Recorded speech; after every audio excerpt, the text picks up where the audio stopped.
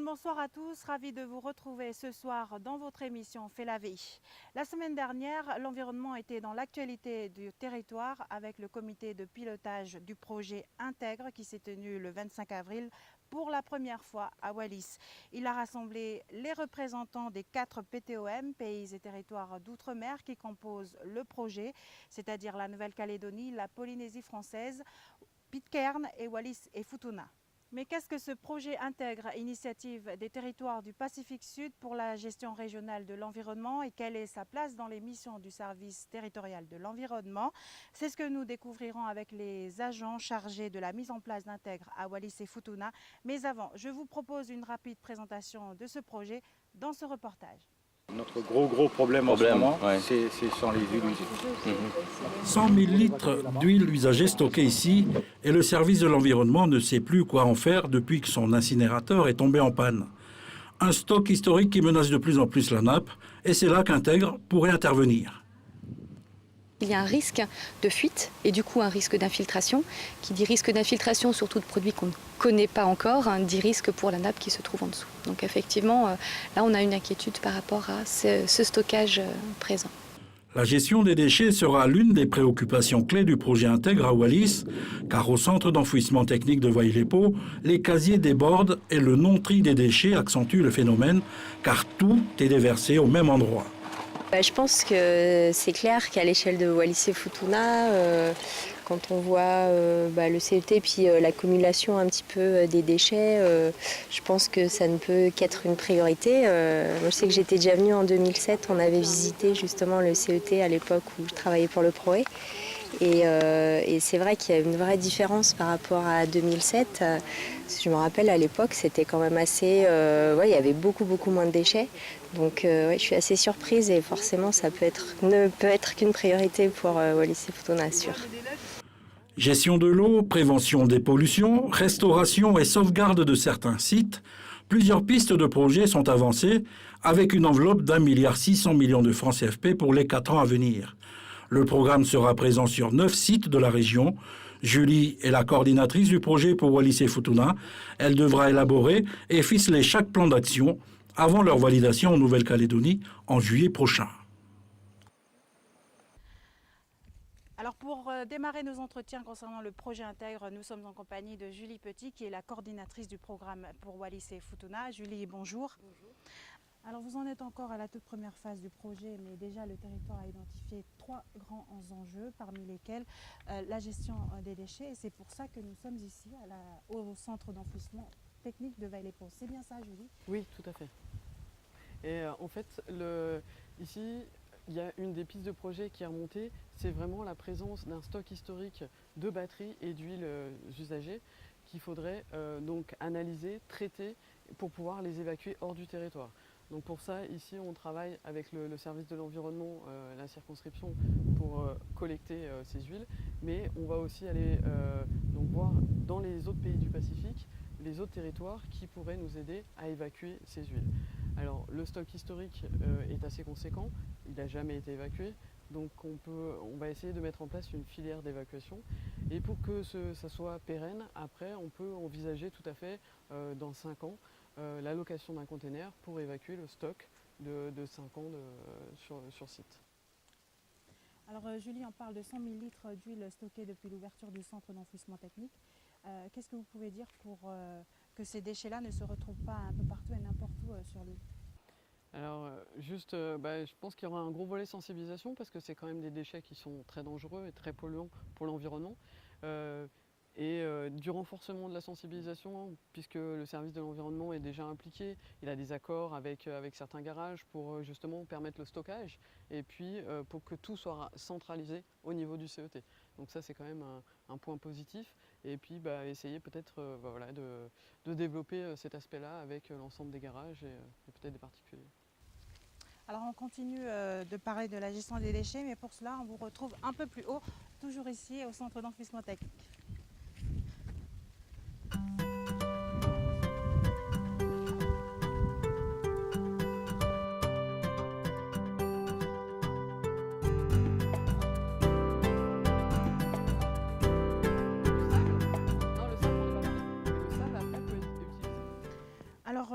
En ce qui concerne la gestion des déchets, on peut quand même signaler qu'il y a un énorme travail effectué par le centre d'enfouissement. Mais Julie, que reste-t-il à faire justement dans la gestion des déchets?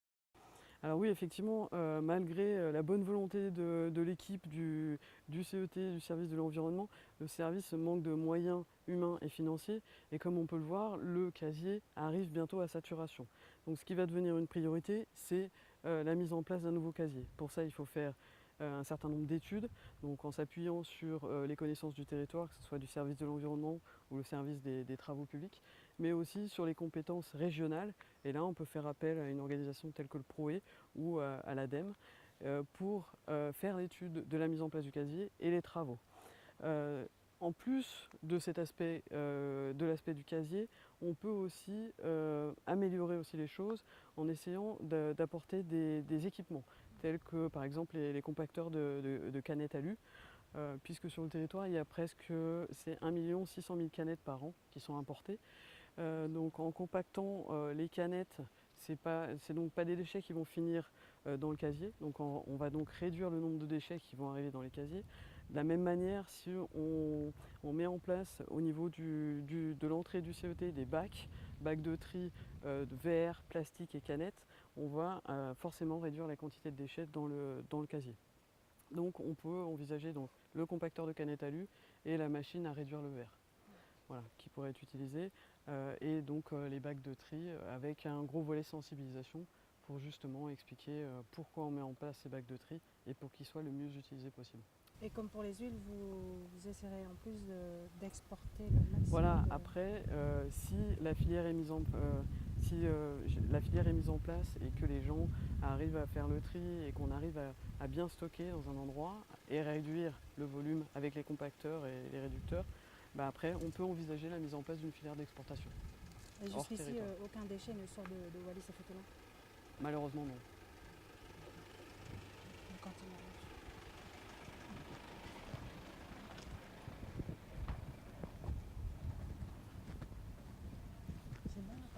Julie, concernant toujours la gestion des déchets, vous avez programmé dans le programme intègre une partie concernant les déchets verts, c'est bien ça?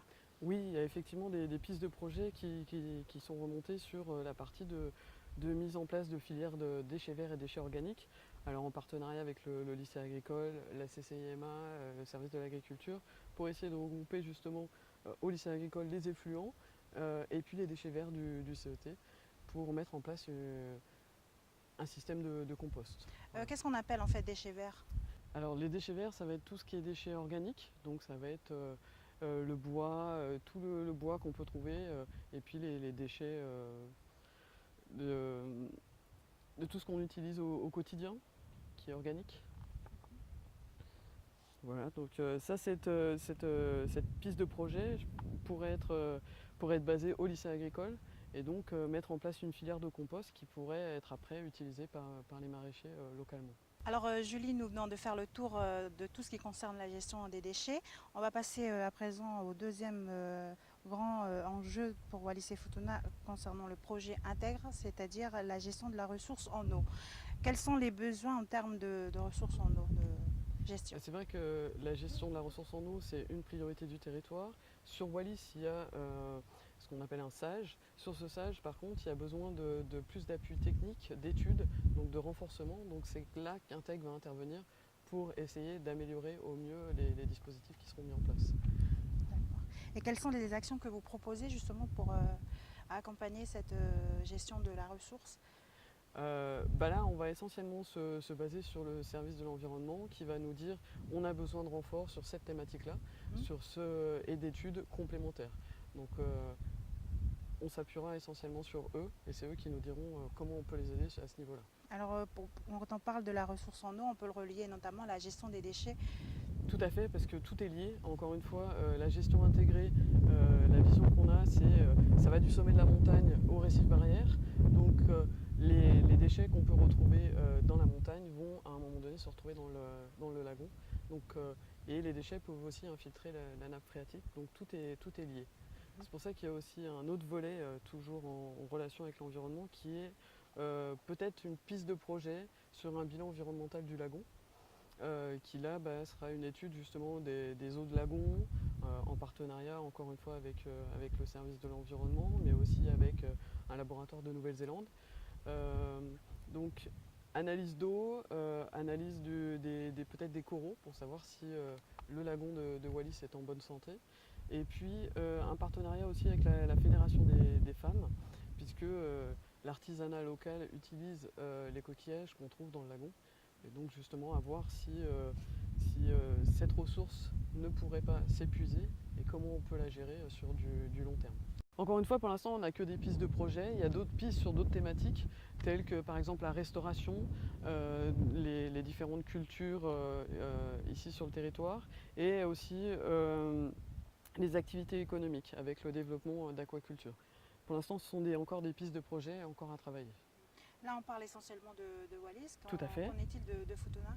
Alors pour Futuna, on retrouve les mêmes thématiques un petit peu que Wallis, avec la gestion des déchets, avec la réhabilitation de la décharge de Nanou, où là il faut essayer de travailler sur fermer cette décharge sauvage et puis essayer de protéger le littoral. En parallèle, on va essayer de travailler aussi avec les travaux publics pour garantir l'accès au CET et donc fournir aussi une route qui soit accessible pour tout le monde.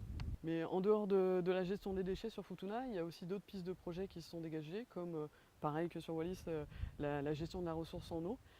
Puisque justement sur Futuna il n'y a pas de sage qui a été mis en place. Donc faire un état des lieux pour pouvoir mettre en place un sage et à terme la potabilisation pour Futuna. Il y a aussi des projets de restauration avec du reboisement, qui est une demande de la chefferie de Futuna, et puis des projets de protection d'Alofi. Encore une fois, pour l'instant, ça reste à affiner, toutes ces pistes de projets. Alors dans tout ça, il y a un travail énorme aussi que vous allez faire sur la sensibilisation. Tout à fait. Alors que ce soit à Wallis ou à Futuna, il y a un gros volet sensibilisation.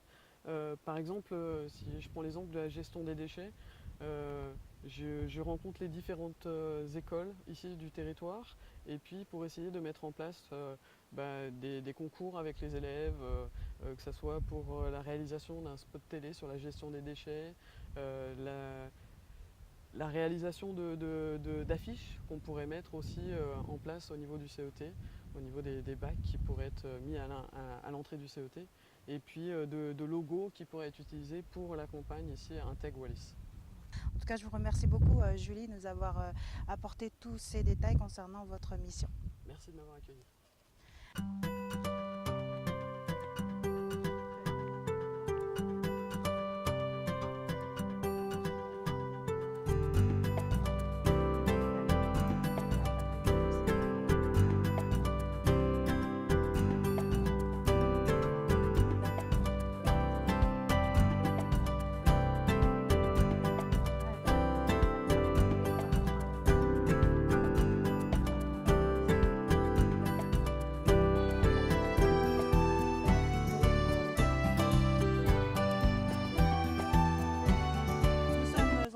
De Matilité Tali pour l'association Maoulilele, une association de protection de l'environnement ici à Wallis. Matilité, bonjour. Bonjour Rafaela. Alors quand on parle de gestion intégrée de l'environnement, pour vous et l'association, quelles sont les priorités? Pour nous référer au programme intègre du 10e FED, il faut hiérarchiser les priorités. Donc c'est vrai qu'il y a beaucoup de projets qui sont proposés, mais nous mettrons toujours en avant la protection. De par notre vulnérabilité, il est important et urgent qu'on en parle. La protection, compte tenu du montant proposé par le FED, c'est quand même de l'argent qui partira très vite quand on voit l'utilisation et la répartition entre les territoires. Donc pour nous, il faut vraiment qu'on axe sur la protection parce que premièrement, c'est l'avantage pour nous dans les villages qui avons connu les différents travaux de protection qui ont été lancés il y a 30 ans sans étude d'impact préalable. Aujourd'hui, nous avons l'avantage de bénéficier du concours des scientifiques, des professionnels qui nous donnent les méthodes pour mieux nous protéger. Donc il faut vraiment qu'on reprenne tous ces travaux-là pour la protection du littoral où est concentrée la plus grande partie de la population. Et aussi parce qu'il y a des grandes infrastructures qui sont quand même des repères de la vie des Wallisiens, notamment les Faléfono, les grandes églises, les dispensaires qui sont situés au bord de mer. Donc nous avons toutes les raisons de privilégier la protection. Alors protection, mais une gestion également de cette protection. Une gestion et un suivi de cette protection. Et quand vous parlez de protection, est-ce que vous visez des domaines particuliers à protéger? Nous visons il faut quand même qu'on privilégie l'intérêt général. C'est-à-dire, Intègre par exemple sera inclus dans le Conseil territorial de l'environnement. Donc l'État, l'Assemblée territoriale, la chefferie, le collège des associations, la population est représentée. Donc ce sont des décisions sages qui vont être prises parce qu'en fait c'est tout le monde qui est là et tout le monde verra les priorités à retenir. Alors qu'est-ce que vous y gagnez vous dans l'association dans la mise en commun, parce quand on parle du projet Intègre, il s'agit de 4 territoires de l'outre-mer qui travaillent ensemble, Tahiti, la Polynésie, la Nouvelle-Calédonie, Wallis-et-Futuna et Pitcairn. Qu'est-ce que vous y gagnez dans la mise en commun de tous ces moyens? Au-delà des travaux qui vont être faits, il faut parler du partenariat qui est efficace dans la mesure où on échange. On part de l'expérience d'une île à l'autre et ça nous permet déjà de voir ce qui a échoué dans un autre territoire et de faire mieux. Quand on parle de gagner quelque chose, c'est toujours au sens de l'intérêt général. Et je parle de l'avantage de regrouper les partenaires, parce que les scientifiques, ils apportent leur avis, les services techniques, ils aident la population, mais c'est là où on retrouve l'avantage de travailler avec la chefferie dans les villages, parce que c'est la proximité, et ça permet de sensibiliser la population sur l'autoprotection. Alors Mathilité, l'environnement devient désormais un sujet, une priorité de nos jours. Est-ce que vous avez l'impression, dans l'action que vous menez avec votre association, qu'aujourd'hui vous êtes entendu? Pour revenir à l'action d'Intègre, Intègre reconnaît que la mangrove fait partie des grands remparts contre les assauts des océans. Nous sortons d'une longue campagne de protection, de sensibilisation qui a duré 7 ans. Et maintenant, c'est le geste quotidien qui a gagné. Pourquoi? Parce que l'important, c'est que chaque propriétaire entretient son propre site. Chaque village entretient sa propre site. Et nous considérons que la bataille est gagnée parce que chacun a mesuré l'ampleur du travail et la nécessité de protéger cet écosystème. Mathilité Tali, merci de nous avoir apporté ces précisions concernant surtout l'action de votre association. Merci, Lafaela.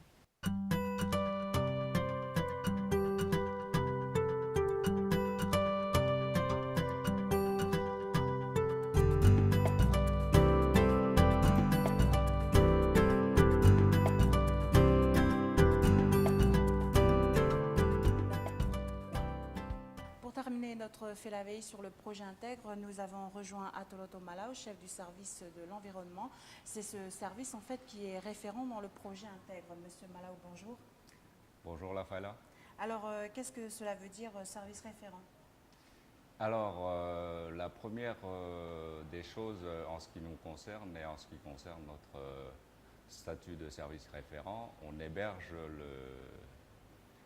le projet et aussi la personne qui est coordinatrice adjointe de ce projet à Wallis. Il s'agit de Julie. Et en même temps, on essaye de lui faciliter les démarches et son fonctionnement pour que le projet puisse fonctionner correctement.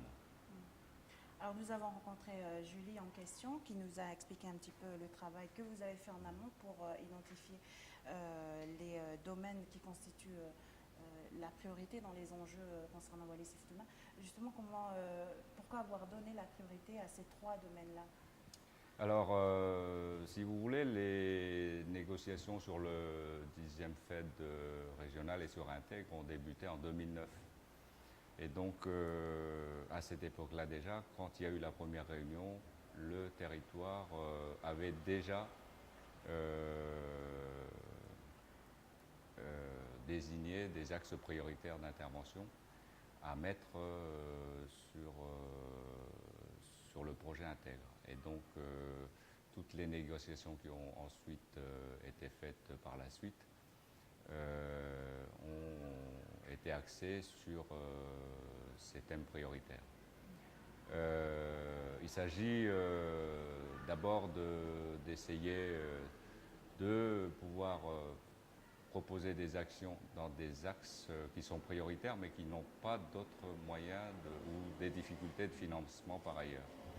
Et donc, comme Intègre est un projet qui doit initier des actions mais où il faut apporter des cofinancements, les opérations qui sont inscrites à Intègre ne sont pas forcément financées que par Intègre. Il y aura bien sûr un appel à d'autres financements sur d'autres budgets. Justement, par rapport, on parle aujourd'hui du projet Intègre, mais il n'y a pas que ça comme projet concernant l'environnement sur le territoire. Il y a beaucoup d'autres comme le SAGE et le travail que vous effectuez en relation avec l'IFRECOR notamment. Qu'est-ce que cela peut a comme poids sur votre mission ici au service de l'environnement, tous ces projets-là? Si vous voulez, quand on a beaucoup de projets comme ça, il faut qu'on y mette un peu de cohérence. Et donc, l'avantage que pourrait apporter Intègre dans le fonctionnement du service et des opérations qu'on a en cours, c'est de pouvoir aussi voir comment on peut mettre de la cohérence dans tous ces projets et ensuite voir que tous les différents projets peuvent se partager plusieurs actions. Donc, Intègre va pouvoir, par exemple, aider à réaliser des actions qu'on avait prévues sur IFRECOR, par exemple, mais qu'on ne peut pas financer, ou qu'on ne peut financer qu'à moitié. Intègre va par exemple pouvoir renforcer ce qu'on fait sur le SAGE, puisque le SAGE est un projet qui permet de la concertation au niveau de la gestion de l'eau. Et donc, comme le SAGE va pouvoir permettre des diagnostics ou des études, etc., Intègre va venir, par exemple, aider à la réalisation de certaines études, mais qui concernent toujours le SAGE. Donc, si vous voulez, on essaye de mettre un peu de cohérence et de synergie entre tous ces projets-là. Et donc, c'est à nous de savoir et de pouvoir le faire. Mais je pense que ça ne met pas d'autres charges de travail en plus. Ça nous permet plutôt d'être un peu cohérents dans nos interventions. Et en termes de relations et coopération régionale en ce qui concerne l'environnement, ça se passe bien? Vous aviez vu qu'il n'y a pas si longtemps, il y a le directeur général de PROE qui était venu nous rendre visite. Il y a effectivement des collaborations qui sont en train de se monter. Et donc prochainement, il va y avoir un déplacement de plusieurs de leurs techniciens qui vont venir nous appuyer sur d'autres projets qui sont là aussi financés par d'autres sources de fonds, mais qui aussi vont peut-être avoir un impact ou un apport sur des projets qu'on aura financés par exemple par Intègre.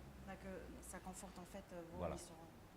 Alors, Monsieur Malaw, merci de nous avoir apporté ces précisions concernant le projet Intègre, mais également vos différentes missions au sein du service de l'environnement. Merci, Lafayette.